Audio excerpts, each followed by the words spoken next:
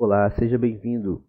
Meu nome é Rielson Fragoso e hoje nós vamos estudar uma lista de questões da banca Consulplan.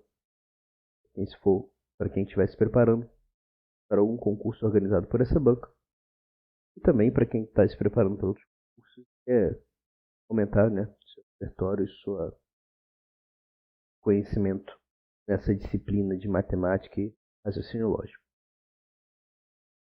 Se gostar do vídeo, se não gostar também, pode deixar o like, só por deboche. Inscreva no canal e a sugestão de sempre. Sempre, pause o vídeo antes da resolução ser apresentada. Cita sobre a questão, risque num pedaço de papel aí. Depois você confira a resolução. Assim vai ser muito mais proveitoso o seu estudo. Ok? PDF com as resoluções apresentadas no vídeo estará na descrição, tá? E desde já, obrigado pelo seu apoio. Vamos para as questões. Questão 1, uma questão de juros simples. Um administrador de empresas acumulou duas dívidas após investimentos mal-sucedidos. A primeira dívida possui um montante de R$ 22.000. Deve ser quitada em 3 meses. A segunda dívida é de montante 20% maior que a primeira, e seu valor deve ser pago no fim de 6 meses. Considerando uma taxa de juros simples mensal de 5%, qual o valor do pagamento único que liquide as duas dívidas após 4 meses? Considere: A. Não serão aplicadas quaisquer penalidades por atraso, apenas cobrança dos juros devidos. B. Pagamentos adiantados terão seus juros devidamente descontados. Isso aqui é importante. Então vamos lá. Vamos entender o português da coisa. Então a gente tem a situação 1. Na situação 1, a gente tem uma dívida de R$ 22.000 que vence em 3 meses. Certo? Ou seja, se ele pagar dentro dos 3 meses, ele vai pagar R$ 22.000. Passando de 3 meses, vai correr esses juros aqui, ó. Esses juros simples de 5% ao mês. Ok? Beleza. Então, o que a gente pode perceber? A gente percebe que sobre a primeira dívida vai ocorrer um acréscimo de 5%. Vai correr os juros vai ser computado uma vez só. Por quê? Porque ele quer o seguinte, ó.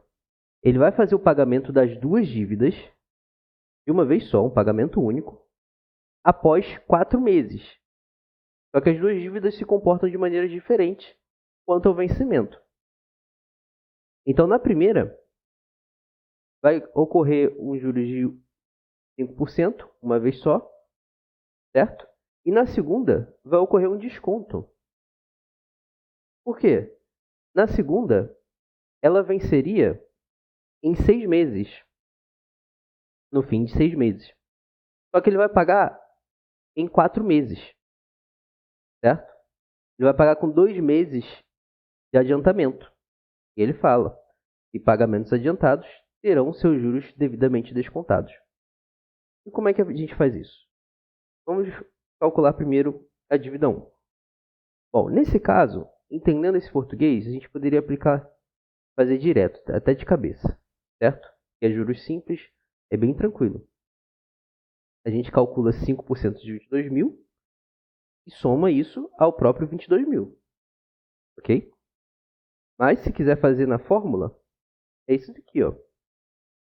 Essa é a fórmula do montante para juros simples, onde esse I é a taxa de juros vezes o tempo. É importante sempre, de preferência, você unificar as unidades, certo? Por exemplo, ele deu a taxa de juros 5% ao mês. Então, quando você for calcular o tempo, é interessante que você coloque o tempo em meses também, caso não tivesse sido dado em meses. Tá? para não cometer nenhuma incoerência depois e ficar um número estranho e se embolar nas contas. Então, o capital sobre o qual vai correr esses juros é o 22 mil, certo? A primeira dívida.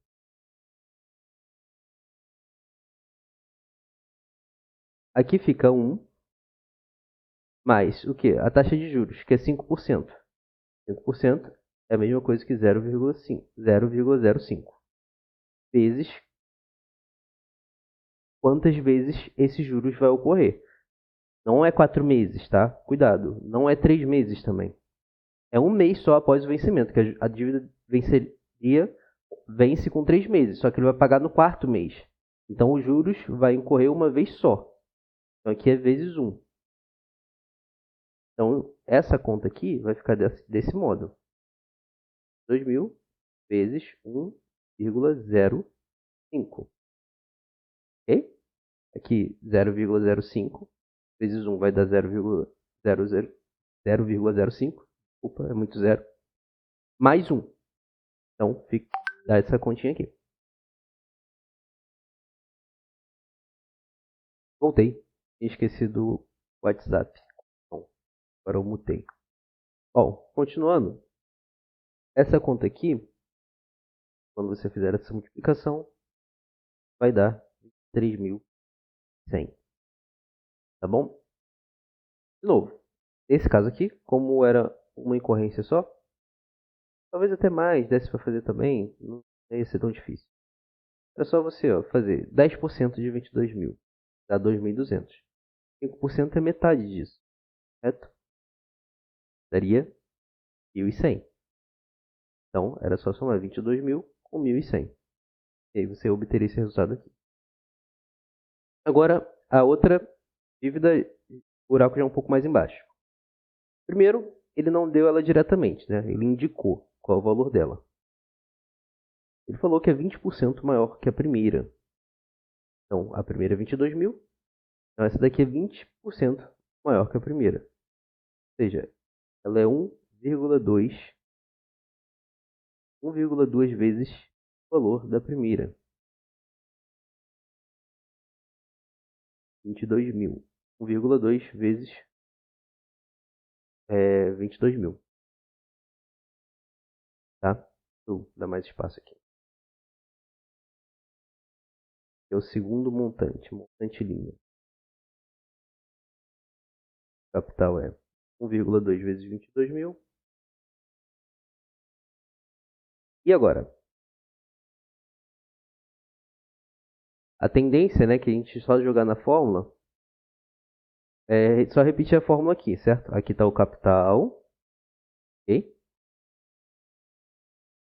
E aí agora fica faltando jogar essa parte aqui, né? Dos juros. Só que o que acontece? Lembra que nessa segunda situação, você não está aumentando esse valor, essa segunda dívida. Na verdade, você está recebendo um desconto, porque você está pagando 2 meses adiantado. Então, se eu multiplicar, eu vou estar aumentando o valor dela. Ou seja, eu vou estar acrescendo juros. E não é o caso, eu estou descontando. Então, nesse caso aqui, do juros simples, para você descontar, ao invés de você multiplicar por essa galera aqui, ó, 1 mais 1 vezes t, você divide por ela. Certo? 1 mais a taxa, que é 0,05, vezes a quantidade de meses que você descontou os juros. E no caso, de 6 para 4, eu adiantei 2 meses. Ok? Então é assim que você faz o desconto, nesse caso de juros simples. 1,2 vezes 2.200 vai ficar 26.400, dividido por 1,1. E essa brincadeira aí vai dar 24 mil.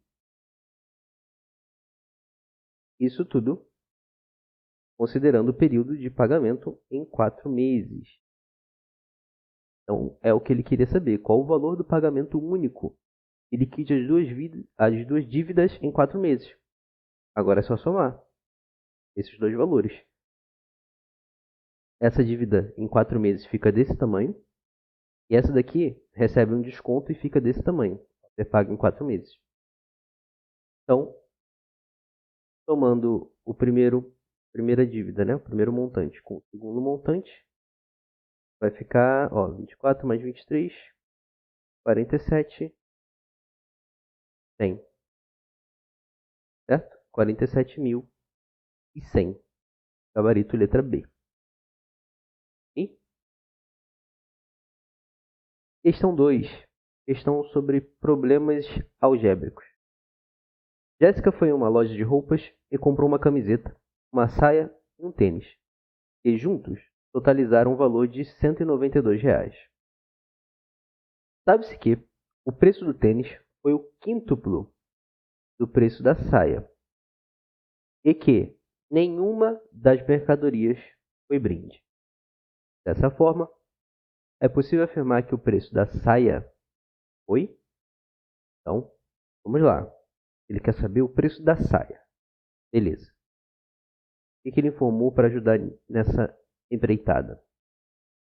Ele informou que a Jéssica comprou uma camiseta mais uma saia mais um tênis.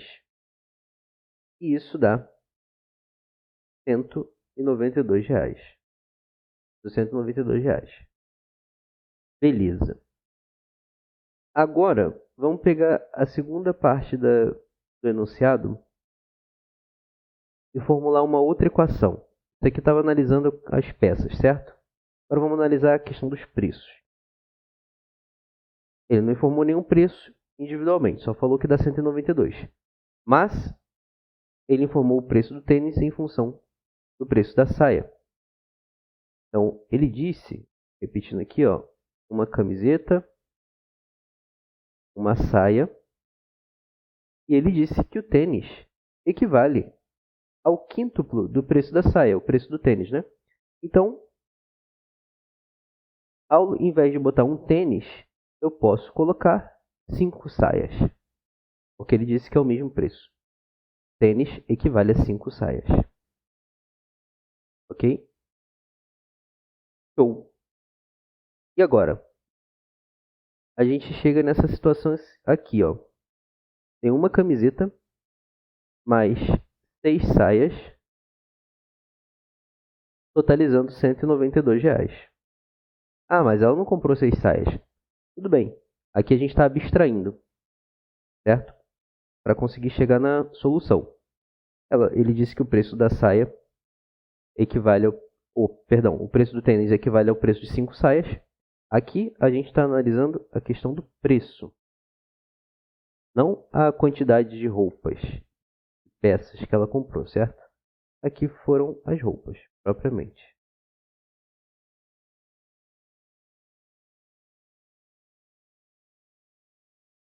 Eu não sei porque eu tento consertar, sempre piora. Então, volta aqui, para de rir. A partir daqui a gente consegue fazer alguma dedução. Percebe que ele não quer necessariamente o preço da saia. Ele quer uma afirmação que seja coerente, correta, a partir dessa situação. Isso aqui é muito interessante. E aqui,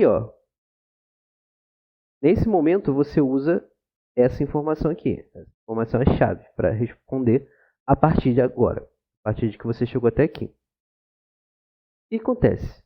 Ele disse que nenhuma das peças foi brinde, ou seja, todas custaram alguma coisa, nem que tenha sido 1 centavo, mas ela pagou. Então vamos fazer uma suposição. Vamos supor que essa camiseta foi brinde e que ela só pagou pelas 6 saias aqui nessa situação. O que a gente vai fazer? Nesse caso seria fácil de descobrir o valor da saia, correto? Basta dividir 192 por 6. Ao dividir 192 por 6, a gente encontra o valor exato de 32. Hum, beleza. Tem lá nas alternativas. Exatamente R$ 32. Alternativa E. Só que a gente sabe que não é assim que funciona. Por quê? Exatamente. Porque a gente teve que desconsiderar o valor da camiseta. Mas olha o que a gente encontrou. A gente encontrou uma dedução. Bom, então, se para a saia valer R$ 32, essa camiseta teria que ser zero. Mas essa camiseta não é zero. Ela custou alguma coisa mais que zero. Então, qualquer valor que essa camiseta custar aqui vai diminuir o valor individual da saia nessa situação, entende? Porque a saia poderia chegar, como a gente deduziu, ao máximo de R$ 32. Só que para isso, as outras peças não teriam que ter custado nada. Perceba que aqui, quando eu estou falando das 6 saias, eu estou falando da saia e do tênis, em questão de preço, tá? E o preço de uma saia e de um tênis, que a questão informou, é o mesmo preço de uma saia mais 5 saias. De 6 saias, no caso. Ok? Não se perca. Então a gente descobriu que essa saia ela não pode ser igual ou maior a R$ 32. Certo? Ela tem que ser menor que 32. Porque essa camiseta custou alguma coisa. Ela só chegaria a R$ 32 caso a camiseta aqui fosse zero. Fosse aqui a equação só 6S igual a 192. O que não é o caso. Ok? Então, por coerência, por lógica, a saia tem que ser menor. O preço dela, né? Tem que ter sido menor que R$ 32. Ok? Uma questão bem bonitinha. Bem legal.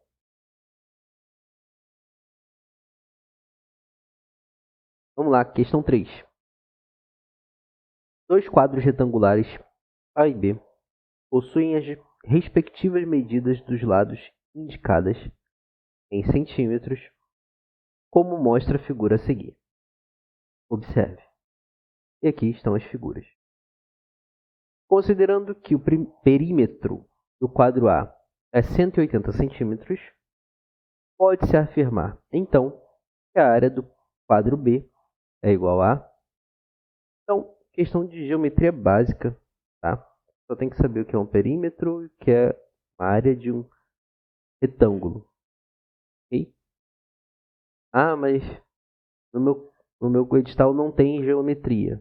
Ok, beleza. Se você quiser pular, fique à vontade.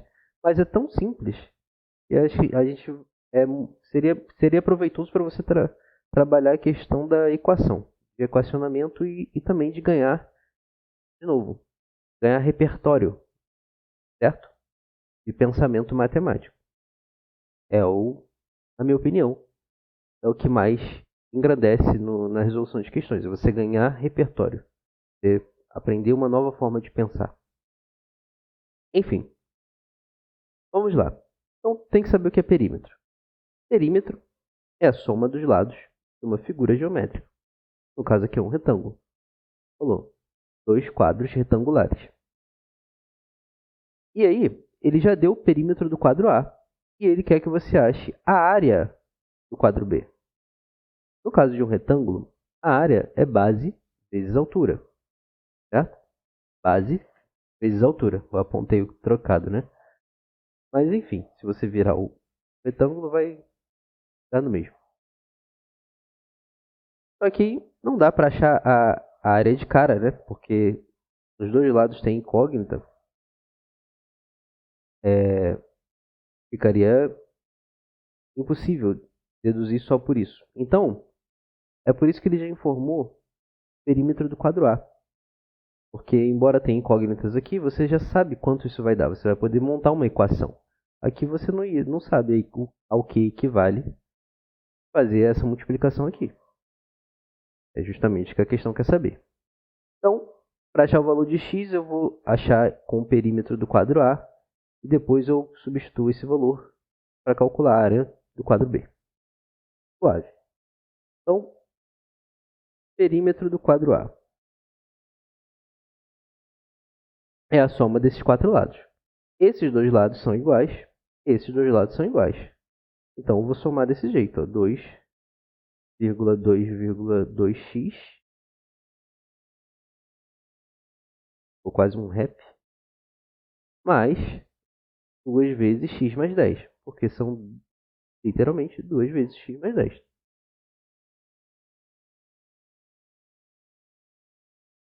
Tranquilo, né? O perímetro ele já deu, que é 180. Agora aqui é só fazer conta. Você já sabe. Se é só fazer conta, então seu problema acabou. Aqui vai dar 4,4x. Concorda? Espero que sim. Mais 2x. Aqui é chuveirinho, né? 2 vezes x e mais 2 vezes 10. 2 vezes 10 costuma dar 20. Artístico aí, ó. Tá vendo? Dá 20. Vou tirar 20 dos dois lados, tá? Tirando 20 dos dois lados da equação, eu vou cortar esse aqui. Aqui vai ficar 180 menos 20. Fica 160. 4,4x mais 2x vai dar 6,4x. Ok? Vou dividir os dois lados por 6,4. Para poder cortar esse daqui e isolar o x. Cortei, ficou o x aqui. Isso vai implicar que x é igual a quanto? É igual a 25. Beleza? Não acabou aqui o problema. Agora eu vou substituir esse valor de x aqui no quadro B para eu poder calcular a área dele e seguir minha vida em paz. Então vamos lá. A área do quadro B é igual a 1,2x vezes x mais 8. Substituindo o valor de x, eu tenho 1,2x. Eu malandramente já vou posicionar assim, ó, 12 sobre 10 vezes 25. Isso aqui vezes 25 mais 8. Vai dar 33. Por que eu fiz isso aqui? Simplificando por 5 em cima e embaixo, eu vou ficar como? Aqui vai para 2, certo? 10 vai virar 2. E o 25 vai virar 5. Ok? Então eu vou ter, ó, que a área é 12 vezes 5 dividido por 2. Eu posso já dividir esse 12 por 2 de cara e já multiplicar o resultado por 5. Certo? 6 vezes 5. Isso tudo vezes 33. Pouquinho de conta lá, pouquinho de conta cá. 6 vezes 5, 30. 30 vezes 33 vai dar 990 centímetros quadrados. E essa é a nossa resposta. Fica no gabarito letra D. Questão 4. Questão de análise combinatória. Em uma clínica médica, há um total de 18 funcionários, sendo 2 recepcionistas, 4 auxiliares, 5 médicos e 7 enfermeiros. O número de equipes distintas que podem ser formadas por um recepcionista, um auxiliar, 3 médicos e 4 enfermeiros dessa clínica médica é, então, para tudo, o que ele quer? Eu considerar entre esse total de funcionários, com essa disponibilidade aqui em cada categoria, uma equipe de um recepcionista, aqui em azul. Recepcionista. um auxiliar, 3 médicos e 4 enfermeiros, quantas equipes dessa maneira aqui eu consigo formar? Diferentes. Quantas equipes distintas dessa maneira aqui, com essa quantidade dessa galera, eu consigo formar? Pronto. É isso que a gente tem que achar. E como é que se faz? Percebe o seguinte. Aqui se trata de uma questão de combinação. Por quê? Por exemplo, aqui nos médicos. Quantos médicos eu tenho no total disponíveis? 5 médicos. Mas nessa equipe aqui, desse formato aqui que eu estou escolhendo, eu só vou ter 3 na equipe. Então, eu posso combinar aqui, entre essas 3 vagas de médicos, 5 médicos para uma equipe de 3 médicos. 5 para 3. Uma combinação de 5 para 3. Percebe que a ordem que eu escolher cada médico não importa. Certo? Eu tenho lá o médico A, B, C, D, E. Se eu escolher aqui, por exemplo, o A, B, C, essa ordem de escolha, se eu fizer, por exemplo, escolher C, B, A, não vai mudar nada. Entende? Porque a ordem aqui é indiferente. Mudaria se por acaso eu fizer o seguinte, eu vou escolher 3 médicos para minha equipe. Mas tem o seguinte, o primeiro que eu escolher vai ser chefe dos outros 2. Opa, agora a ordem importa, porque a ordem está alterando uma propriedade daquele elemento. Certo?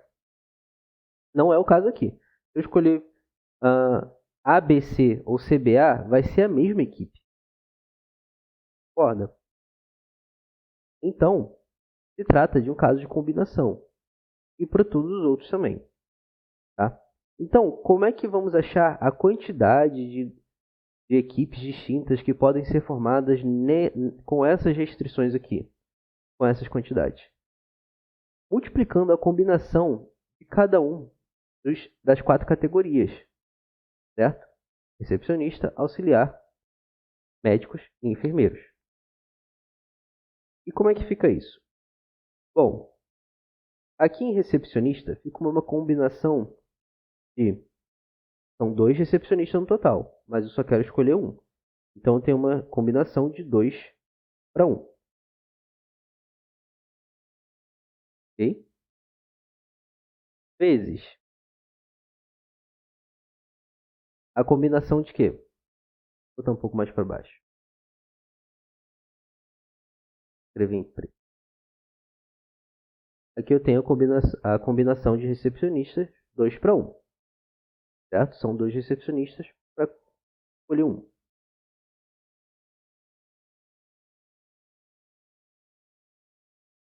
Auxiliar. Auxiliar, eu tenho 4 auxiliares no total para preencher uma vaga. Então, eu posso combinar 4 para 1. Faço uma combinação 4 para 1. Agora aqui a galera médica. Como é que fica essa combinação? Aqui eu vou ter uma combinação de 5 para 3. São 5 médicos no total para serem combinados em 3 vagas. E aqui a galera da enfermagem, a mesma coisa. Vezes uma combinação 7 para 4. Então, esse resultado aqui, produto dessas combinações, vai me dar o número de equipes que eu estou querendo saber dentro das condições que foram exigidas. Tá? Toda vez que você tiver uma combinação de 2 para 1, 4 para 1, qualquer coisa para 1, o resultado disso aqui vai ser qualquer coisa. Certo? Então, combinação de 2 para 1 vai ser 2. Combinação de 4 para 1 vai ser 4. A combinação de 5 para 3. Vamos aqui relembrar a formulinha da combinação. combinação de n, p a p, você vai ter o número de cima, no numerador, n fatorial, dividido pelo p fatorial, que é o número de cima, é o número de elementos totais, e p é o número de combinações que eu estou querendo. Número de elementos a serem combinados, certo? Dentro de uma certa disposição. E aí eu coloco o n fatorial sendo dividido pelo p fatorial vezes n menos p fatorial. Tá bom? Então aqui no caso, quem é meu n é o 5. Quem é meu p? O 3. Aí você vai substituir.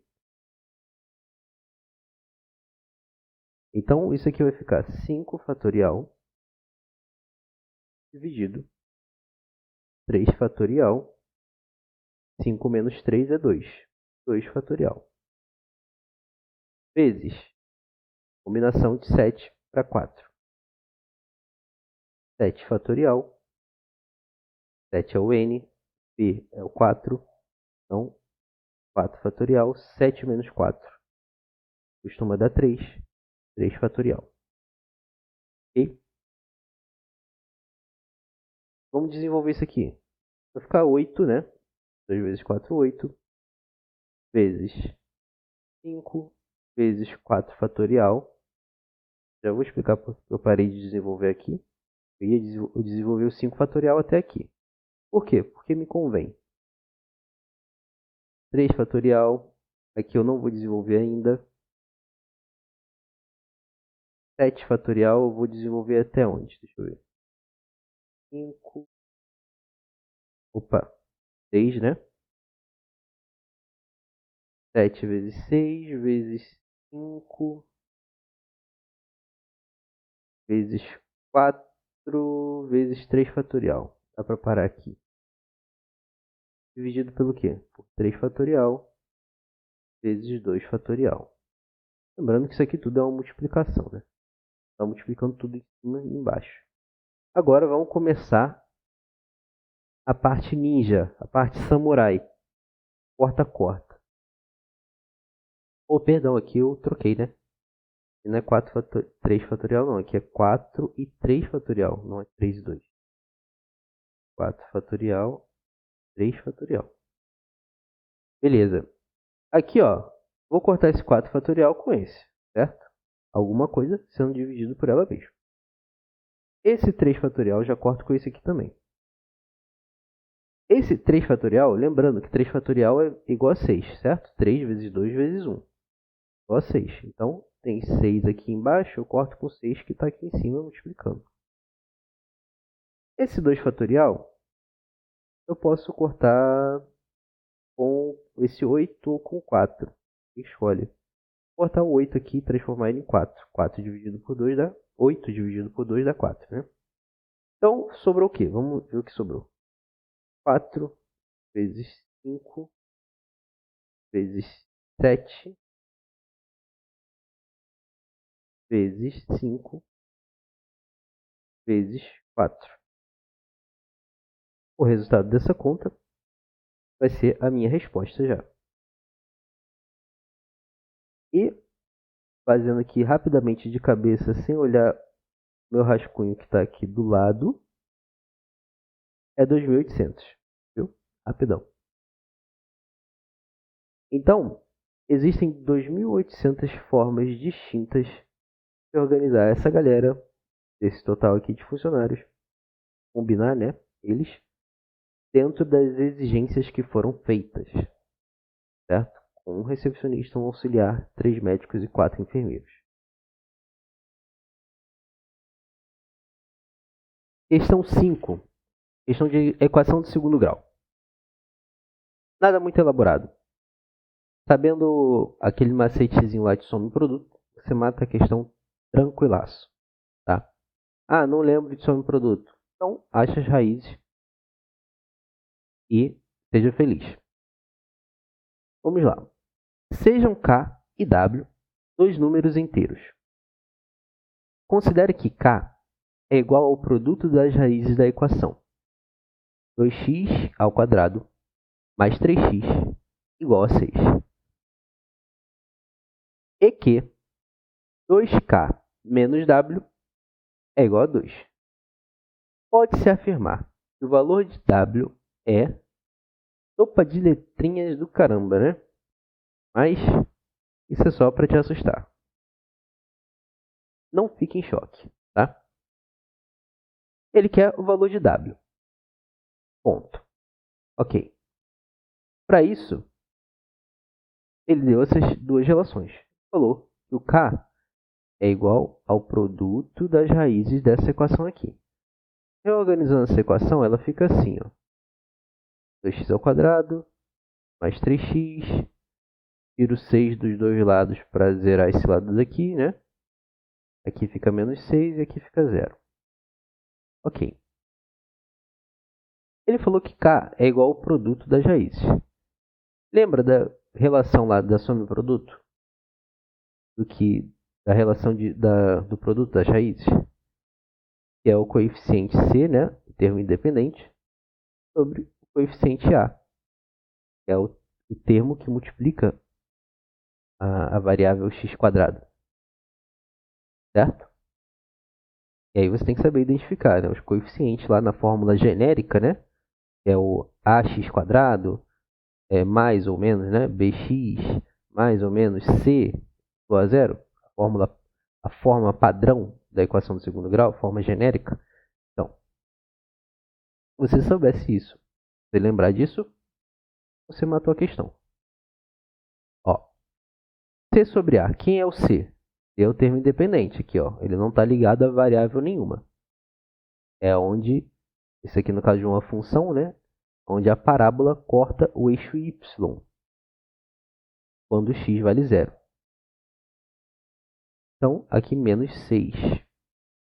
Beleza? Então, não tá beleza, que esse 6 está feio demais.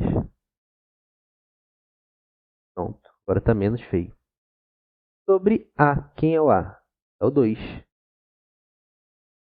Isso aqui, ó, é igual a menos 3. Exatamente. Então, achamos o valor de K. Agora, vamos jogar na segunda informação. É uma equação mais simples, né? Equação do primeiro grau. E que agora só tem uma incógnita. Que delícia. K. Achamos que vale menos 3.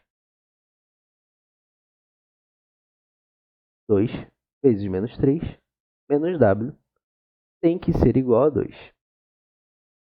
Beleza. Aqui vai dar menos 6 menos W igual a 2. Vou somar 6 aos dois lados para eu poder isolar esse W aqui. Tá? Somando 6 desse lado de cá, 6 menos 6 vai dar 0. Cortei. Somando 6 ao lado de cá, 2 mais 6 vai ficar 8. Multiplicando os dois lados por menos 1, eu vou trocar o sinal. Aqui fica W ao invés de menos W, e aqui fica menos 8 ao invés de 8. E achamos o valor do bendito W, que é gabarito letra E, menos 8. E faz sentido, né? E menos 6 menos alguma coisa, para dar 2 como diferença, tem que ser o menos 8, né? E aí menos vezes menos 8 vai ficar menos 6 mais 8. Ou seja, 8 menos 6. Beleza? Questão tranquila, tá? Sem muito alarme.